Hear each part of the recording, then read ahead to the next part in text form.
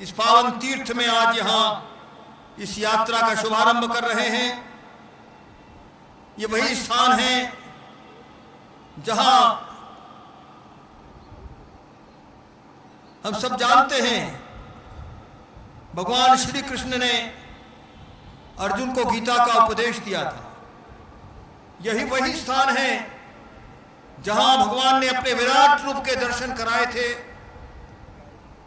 ये वही स्थान है जहां धर्म युद्ध हुआ और धर्म की संस्थापना हुई।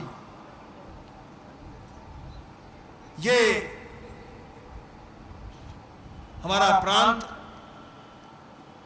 इसकी गौएं पूरे संसार में प्रसिद्ध है, हरियाणा गौ। और मुझे तो स्मरण आता है कि जब आजादी हमको प्राप्त हुई थी तो यहीं के ही एक गौपालक हरदेव सहाय जी, वे पूरे भारत में घूम घूम कर गौ रक्षा के लिए, और उन्होंने अपना सारा जीवन समर्पण कर दिया था। आज उनको भी हम स्मरण करना चाहते हैं। इसी धरती पर यह महान गौसेवक हुआ था।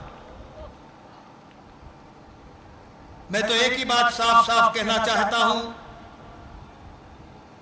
कि आज भारत की दुर्दशा क्यों है, हमारे गौ की दुर्दशा क्यों है,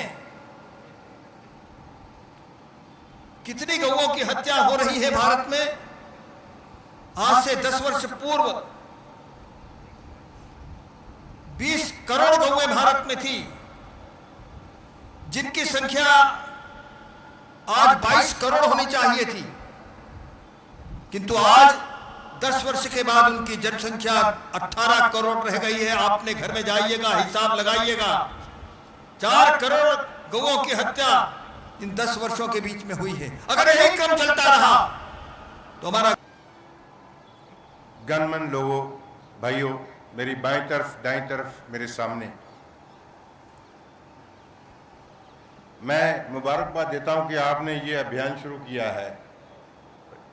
हिस्ट्री में मैं देख रहा था कि सिर्फ महाराजा रणजीत सिंह के टाइम में एक ही जुर्म की सजाए मौत होती थी, वो होती थी गौ हत्या, और किसी के नहीं था। अकबर ने टोटली गौ हत्या बंद कर दी थी इस देश में।